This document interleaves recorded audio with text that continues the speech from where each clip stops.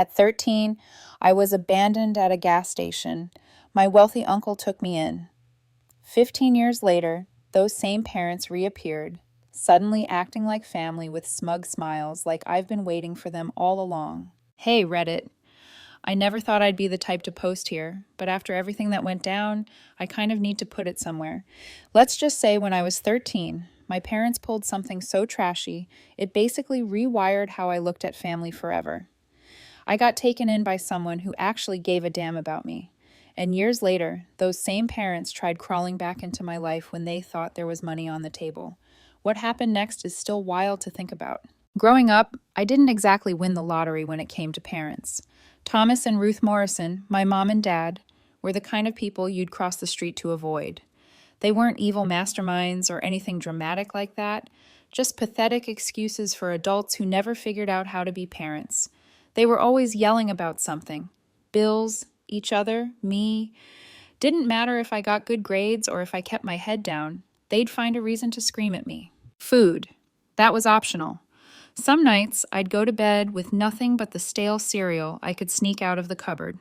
If I dared complain, Mom would scold me for being ungrateful, while Dad would slam his fist on the table like I was some freeloading roommate instead of his kid. They weren't guiding me through life. They were just surviving day to day and dragging me along for the ride. I remember one time in 4th grade, I brought home a perfect score on a math test. Most kids' parents would stick it on the fridge, brag to their coworkers, maybe even buy them ice cream. Mine, Mom barely looked up from the TV. Dad said, "Don't get cocky. One good test doesn't make you smart."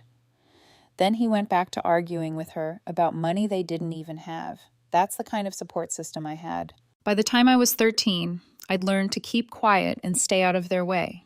If I didn't, I'd catch another round of screaming about how I was too much responsibility, or the reason they couldn't enjoy their lives. Real nice confidence boosters for a kid, right? The night it all went down. It was hot, sticky, one of those summer nights where the air feels heavy. Dad pulled into a Shell station near the river. Mom turned around in the passenger seat, gave me this fake smile that didn't match the bags under her eyes, and said, "Sweetheart, go wait in the bathroom while we grab some snacks." Something in her voice felt off. But at 13, you don't think your parents are about to ditch you. You think maybe they're actually going to buy chips for once. So I did what she said. I walked into that grimy bathroom that smelled like bleach and sadness, sat on the cracked tile floor and waited. 5 minutes turned into 20. 20 into 40. At first, I told myself they probably got stuck in line. Then maybe the car broke down. Then maybe they'd circle back and pick me up. I walked out after an hour, stomach growling, sweat sticking my shirt to my back. Their car was gone, just gone. I sat on the curb under the buzzing neon lights, watching strangers pump gas, trying to convince myself I'd misunderstood. But deep down, I knew they weren't coming back. Not in 5 minutes. Not ever. I don't know how long I stayed there before Rosa, the gas station manager, noticed me. She was this middle-aged woman with tired eyes, but a kind voice. She asked where my parents were. I tried to answer, but the words got stuck. My throat felt like sandpaper. She handed me a half-wrapped ham sandwich from behind the counter. "Eat first, talk later," she said. That was more kindness than I'd gotten at home in years. When she realized I wasn't just some kid waiting on a bathroom break, she called the cops. Sitting in that police station under the fluorescent lights felt unreal. I kept expecting my parents to burst in, act all dramatic, claim it was a misunderstanding, but the minutes ticked by, then hours, nothing. They couldn't reach them for some reason. It's like they disappeared. Poof, gone. That's when Uncle Walter walked in. After a couple hours of paperwork and a meeting with a social worker, they released me to him because he was immediate family. If my parents were the picture of failure, Walter was the exact opposite. He strolled into that station in a charcoal suit, shoes polished so bright they practically reflected the overhead lights. He carried this leather briefcase that probably cost more than my parents' monthly rent. But it wasn't the money that struck me. It was the way he carried himself. Confident, calm, like he actually had control over his life. He didn't start with 20 questions. He didn't rant about my parents. He just crouched down to eye level and said, "You're coming home with me." Simple as that. No hesitation, no guilt trip, no conditions. That was the first time I felt like somebody had actually chosen me, not because they had to, but because they wanted to. We drove back to his brownstone on the Upper West Side that night. I remember staring out the window, trying to wrap my head around the fact that I wasn't going back to the crummy apartment where my parents spent their days yelling and ignoring me. Walter's place was nothing like that. The front door alone looked more expensive than our whole old kitchen. Inside smelled like leather and books, not cigarette smoke and spoiled milk. He led me upstairs to a room with a bed bigger than the couch I used to sleep on. There were shelves lined with books and a desk with an actual lamp. He said, "This is your room now. You'll need to fill those shelves with things you like." I didn't know how to respond. My brain was still wired for chaos. I kept waiting for him to snap, to tell me I was temporary, that he'd regret bringing me there, but instead he just let me settle in. For the first time in my life, I didn't fall asleep listening to yelling through thin walls. I fell asleep in silence, under clean sheets, in a house where I wasn't unwanted. That night, at 13 years old, I realized something important. Family isn't the people who share your DNA. It's the people who show up when everyone else walks away. And my so-called parents, they'd walked away for good. The next morning, I woke up in a bed that didn't smell like stale cigarettes or old takeout. It felt weird. Too quiet. No slamming doors. No mom yelling at dad for spending grocery money on whatever stupid thing he bought. No dad stomping around threatening to straighten me out. Just sunlight sneaking through the curtains and the faint sound of footsteps downstairs. I laid there for a while, honestly suspicious of the peace. When your whole life is noise and chaos, silence feels like a setup. But eventually, the smell of coffee and toasted bread dragged me out of bed. I wandered down the staircase and into Walter's kitchen. On the table was a plate with scrambled eggs, toast, and sliced fruit. For me. He looked up, nodded once, and said, "Eat before it gets cold." Like it was the most normal thing in the world. Nobody had ever cooked me breakfast just because. Mom used to toss me half a Pop-Tart and call it a meal. Dad's idea of breakfast was a warm soda from the fridge. Sitting there at that table, eating food someone actually made for me, I realized how low the bar had been set for my entire childhood. That's when Walter dropped the next surprise, a schedule. "From now on," he said, folding his paper neatly, "your mornings start with breakfast, then schoolwork. After that, chores. Evenings are for reading or chess. Weekends you can relax, but the weekdays are for building yourself." I stared at him like he was speaking another language. My parents had never cared if I did homework, never asked what I was learning, never even came to a parent-teacher conference. To them, school was just a place I went, so I wasn't in their way. Now I had a man with a calendar in his hand explaining how my days were going to run. At first, I thought it was punishment. Then I realized it was structure. He wasn't yelling or threatening. He was planning my life like it mattered. I'll be honest, I wasn't perfect at following it.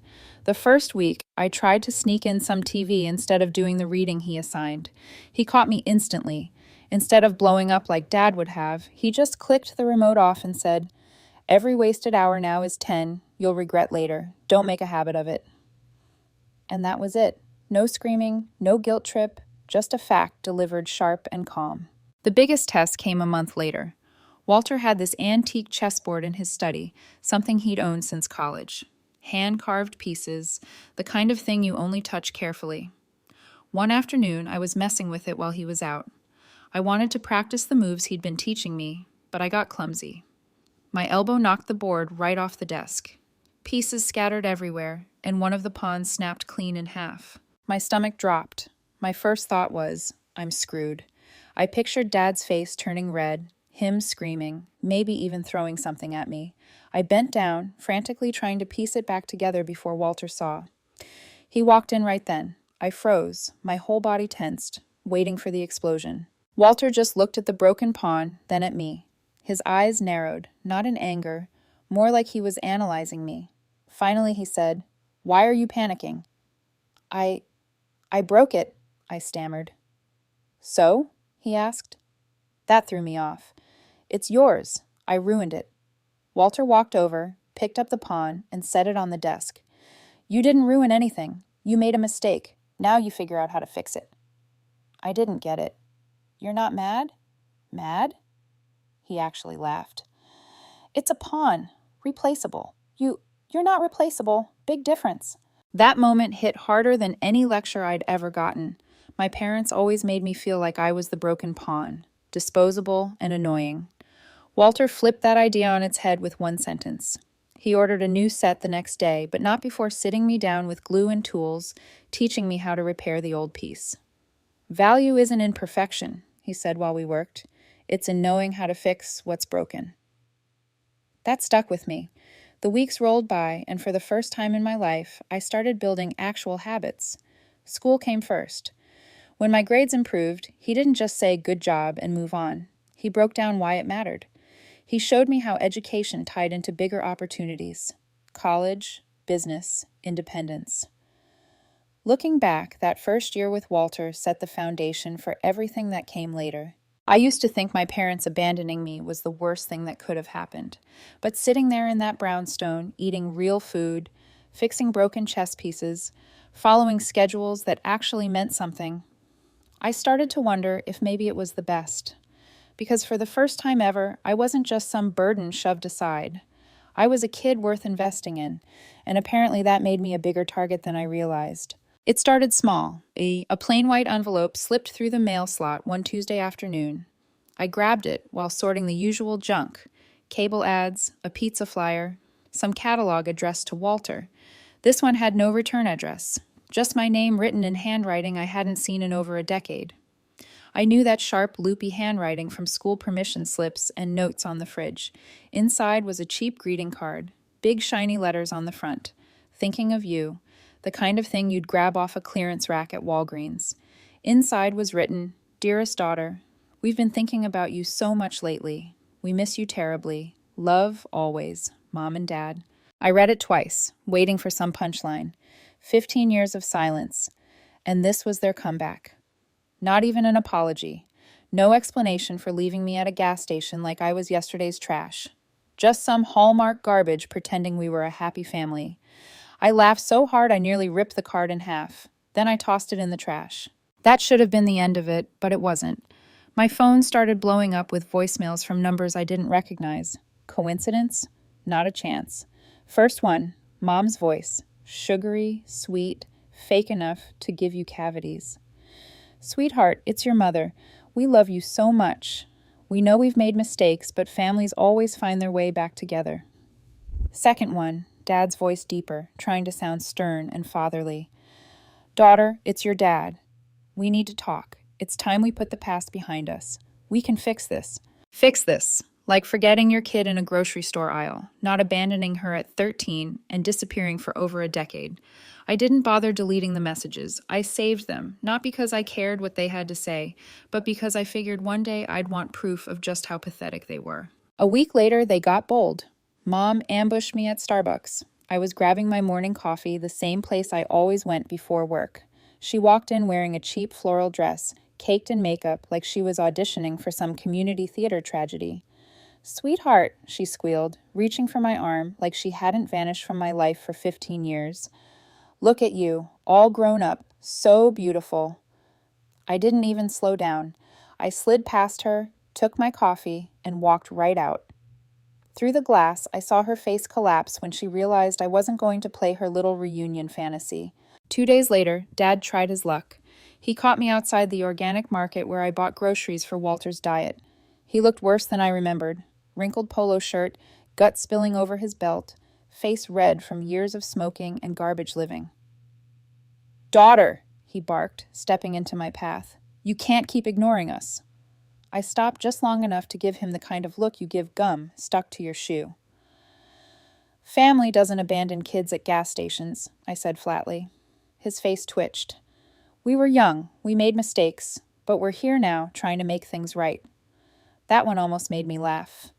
"You were 28 and 30, old enough to vote, drink, pay taxes, and apparently ditch a kid like last week's trash. That's not being young, that's being garbage." He tried again, stepping closer. "We're still your parents." I leaned in, low voice, so he got every word. "No, you're just two strangers who gave me DNA and ran. That's all you'll ever be." And then I walked off, leaving him standing there looking smaller than I'd ever seen him. That night, Walter found me in the study. I was pacing, still fuming from the ambush. He watched me for a while before speaking. They've resurfaced, haven't they? I froze. You knew? He nodded, eyes sharp, even though his body looked thinner these days. Your father called the house last week, 3 times. I didn't answer, but caller ID doesn't lie. They're keeping tabs on us. I clenched my fists. They're broke, aren't they? That's the only reason. Walter sighed, sat down slowly in his leather chair. They're circling because they sense weakness. That's what parasites do. And I am weak, at least physically. He looked me dead in the eye. I have cancer. It hit me like a sucker punch. He said it so calm, so matter-of-fact, that for a second I thought I'd misheard. He held up a hand before I could speak. I've been fighting it quietly. Treatments, specialists, but it's advanced now. Time is limited. I swallowed hard, forcing my voice steady. So they know. They smelled blood in the water. He gave a thin smile. Exactly. They think I'll leave them something. They've probably hired someone to dig into my finances to track you. And now they'll come crawling, begging, pretending to love you, because they believe you're the doorway to my money. I leaned back, letting out a bitter laugh. Then they're dumber than I thought. If they wanted a payday, maybe they shouldn't have abandoned the one person holding the keys. Walter chuckled, weak but genuine. That's why you're ready for this. You see things clearly, no illusions. For the first time in years, I realized how far I'd come from the scared kid sitting in that gas station bathroom. I wasn't helpless anymore. I wasn't waiting for anyone to rescue me. And when it came to my so-called parents, I wasn't going to give them a single inch. They wanted forgiveness. Too late. They wanted money. Not happening. They'd made their choice 15 years ago, and now it was my turn to make mine. From then on, my focus was crystal clear. Take care of Walter and make sure my parents never got so much as a whiff of his legacy. Walter's health slipped faster than I wanted to admit. He never complained, but you could see it. The weight dropping off him, the way he'd pause halfway up the stairs, the quiet groans when he thought I wasn't listening. Still, his mind, razor sharp. He kept his study neat, papers in precise stacks, leather journals filled with his handwriting. Even sick, he carried himself with more dignity than my parents ever managed in their whole lives. One night, as we sorted through bills at his desk, he leaned back and said, "It's time you understand exactly what's at stake." He pulled open the bottom drawer and slid a folder across to me. Inside was an itemized list that didn't look real. The brownstone appraised this spring at approximately $4 million. The Hamptons Beach House at $2.1 million. The Vermont cabin just under $700,000. 3 investment condos. A portfolio so thick it made my head spin. Stocks, bonds, holdings spread across different accounts. Add it all up, over $12 million. I whistled. I knew you were comfortable, but this is another level. Walter smirked. Comfortable is buying steak once a week. Wealth is making sure the steakhouse pays you rent. I couldn't help laughing. And they think they're getting a slice of this. They think wrong, he said. That's when he called in Charles Bennett, his longtime lawyer. Silver hair, gold-rimmed glasses, the kind of guy who looked like he'd never once missed a detail in his career. Bennett laid out the plan on Walter's polished mahogany table like it was a military strategy. Everything will pass to you, Bennett explained, adjusting his glasses. But more importantly, it will be airtight, set up through an irrevocable living trust, a no-contest clause, and even a sign-in letter of intent documenting your parents' abandonment. Safeguards for every loophole they might try to exploit. I leaned forward. And if they contest it? Bennett smiled thinly. They'll lose. Walter has ensured this estate is bulletproof. I've spent 30 years drafting documents, but this is art. I almost felt bad for my parents. Almost. Of course, they didn't take the hint. A week later, Bennett called me. Your mother showed up at the office, no CF, as he said, voice clipped. Demanded to see Walter. Claimed she had rights as family. I laughed into the phone. What did you tell her? What I tell all unauthorized parties, Bennett said calmly. That without the client's consent, there is nothing to discuss. Security escorted her out. Good. Let them taste rejection for once. But their persistence didn't stop there. The following Friday, Dad tried sneaking into the building himself. I wasn't there, but Bennett filled me in later. Thomas stormed up to the receptionist's desk, ranting about how he was Walter's brother and owed answers. Within 5 minutes, security had him by the elbows, marching him back to the street. He apparently shouted the whole way down about how the family fortune couldn't be stolen by a kid. A kid. That's all I was to him. Even now. 13 when he ditched me. 28 and still dismissed. The irony? I was the one who'd actually earned Walter's trust. One evening, not long after those incidents, Walter collapsed in the hallway. 1 second, he was walking toward the kitchen. The next, he was on the ground clutching his side. My heart nearly jumped out of my chest. I scooped him up and rushed him to Mount Sinai. Hours passed in a blur of doctors, machines, and the sterile hospital smell. When he finally woke, his voice was weak but steady. "Don't look so grim," he whispered. "I'm not gone yet." I sat beside him, gripping the armrest. "You scared the hell out of me." He gave me this faint smile. "I needed to remind you nothing is guaranteed. That's why we prepare." Even lying in that hospital bed hooked up to machines, he was still teaching me, still thinking 2 steps ahead. Later that night, when it was just us, he leaned closer. "Understand something, daughter. This isn't about punishing your parents. It's about defining family. Anyone can share blood. Few share loyalty." I nodded, jaw tight. "So this is about sending a message."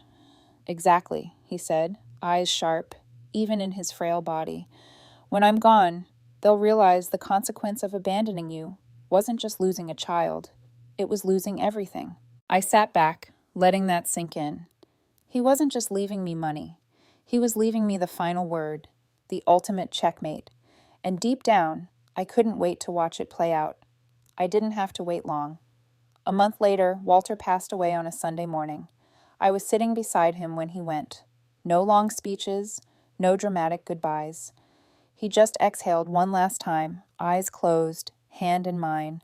Simple, quiet, dignified. The exact opposite of the people who abandoned me at a gas station. The funeral was set for St. Bartholomew's Cathedral. The place wasn't just full, it was overflowing. His network was deep. Business partners in tailored suits, charity board members, neighbors who'd known him for decades, even the doorman from his building.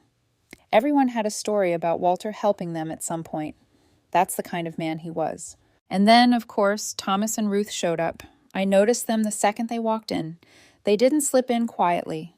No, they made an entrance. Thomas squeezed into a suit that couldn't hide his belly. Tie knotted wrong. Ruth wore a black dress that looked like it had come off a clearance rack, her face caked in cheap makeup.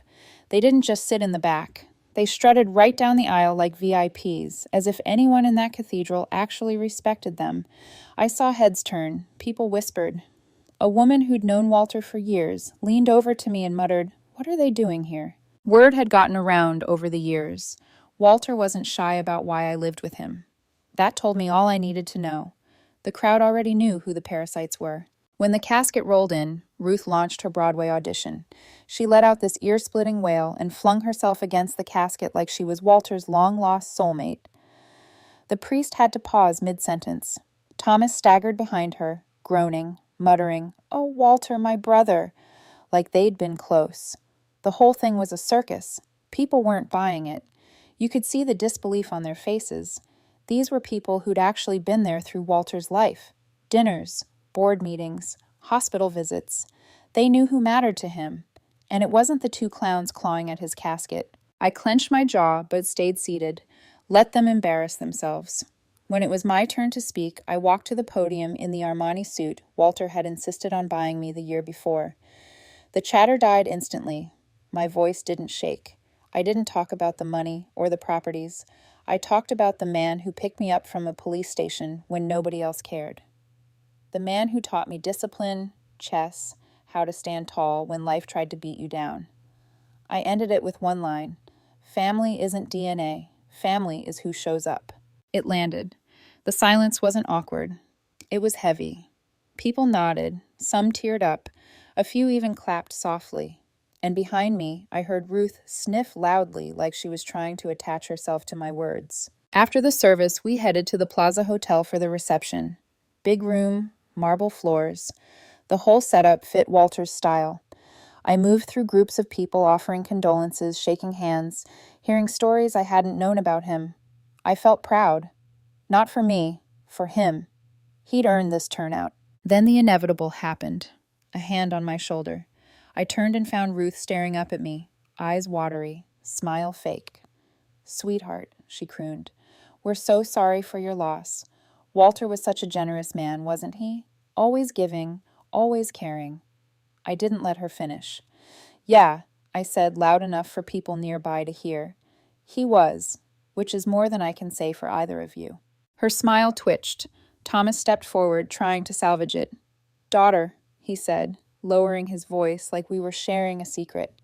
"We all made mistakes, but this is the time to come together, stick together as a family." I actually laughed in his face. "Family? You ditched me at a gas station when I was 13. You've got no right to that word." A couple of Walter's old colleagues standing nearby raised their eyebrows. The whispering started again, people leaning toward each other. My parents' faces turned white. Ruth tried to play the victim card. "We were young, confused.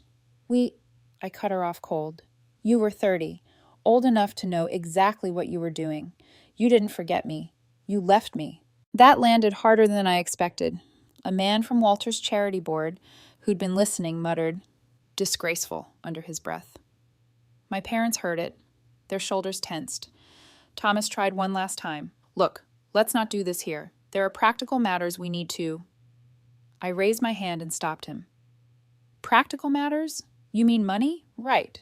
Well, Bennett already scheduled the will reading. Thursday, 2 o'clock. Bennett and Associates. Until then, stay away from me." Then I turned my back on them, just like they had on me.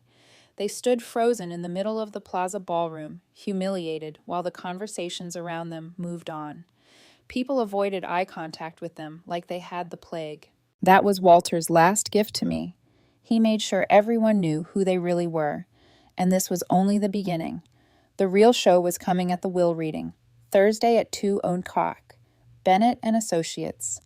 The place looked like money even before you walked through the doors. Polished marble lobby, security guards who didn't even blink when you walked in, elevators that didn't creak. Walter had spent plenty of time here over the years. And now it was my turn.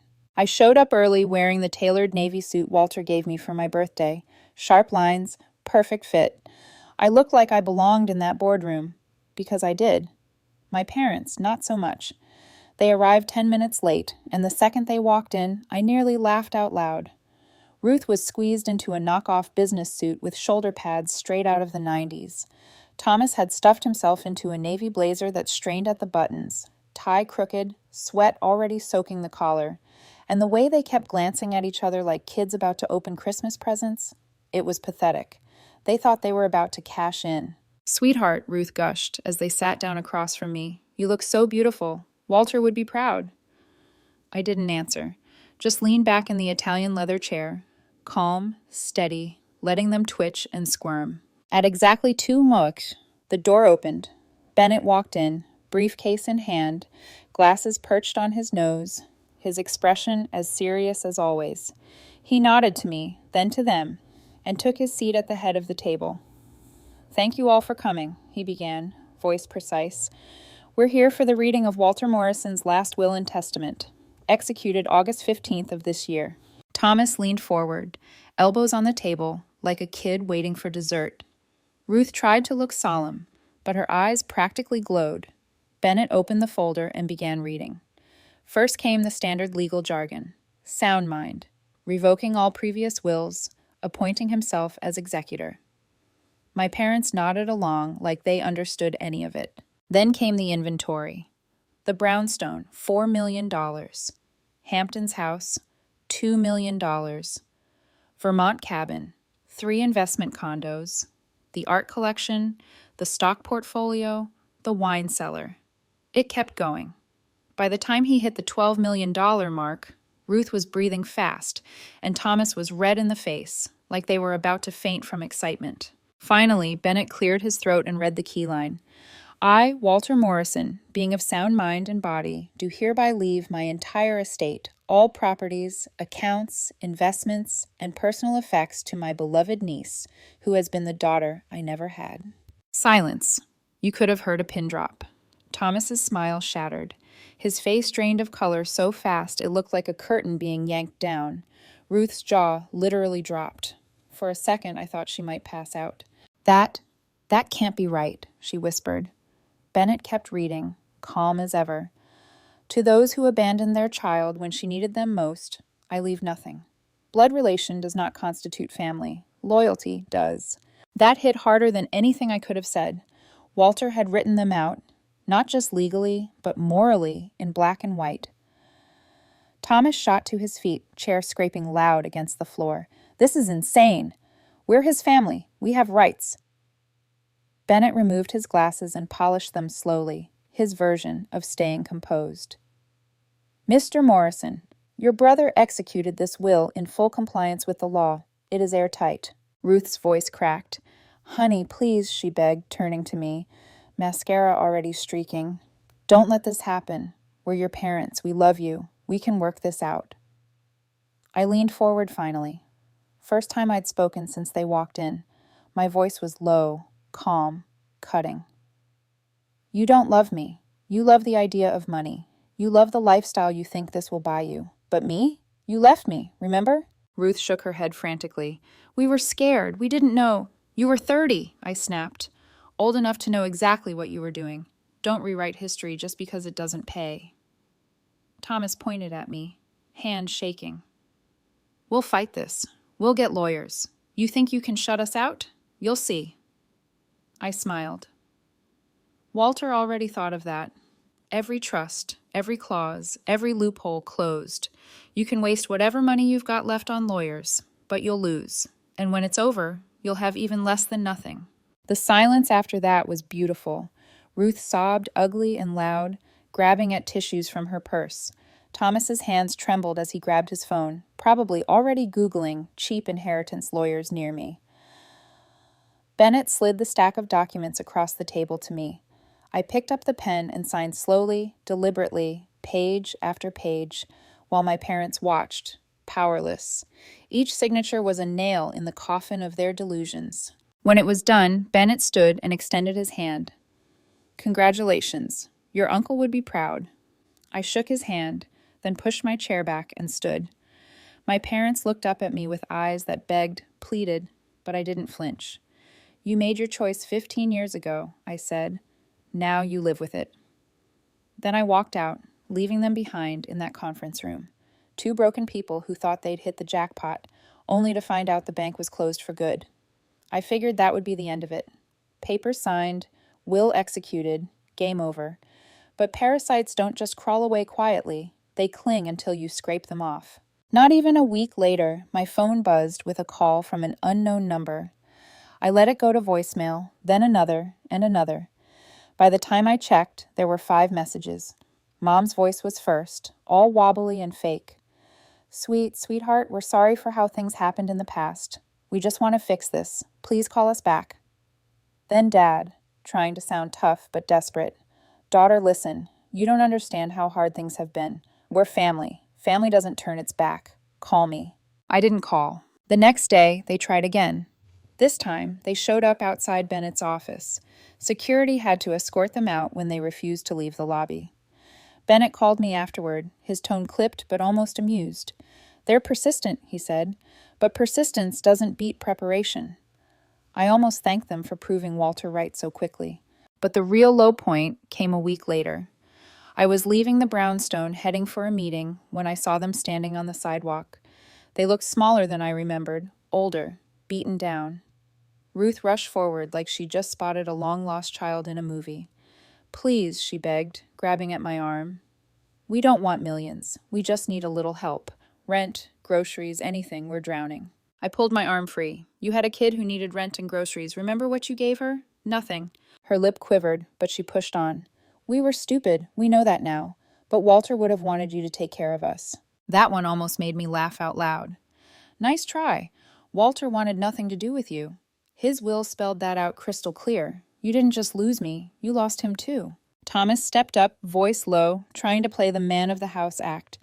Look, you don't have to forgive us, but we're still your parents. You can't just watch us starve. I leaned in, calm, steady, so he couldn't miss it. I can, and I will. For a second, he just stared at me, stunned. Nobody had ever told Thomas Morrison no to his face without backing down. His cheeks turned red, fists clenching like he wanted to lash out. But deep down, he knew it was over. "You've got money you don't even need," he spat. "And you're really going to let your own parents rot?" "Yes," I said flatly, "because you let your own kid rot a long time ago." That shut him up. They didn't chase me after that. They just stood there broken, watching me walk away. Same way they drove away from me at that gas station years ago. Full circle. Later that night, I sat in Walter's study. My study now. His chessboard was still on the desk, pieces mid-game from the last match we'd played. I adjusted one piece, then leaned back in his chair.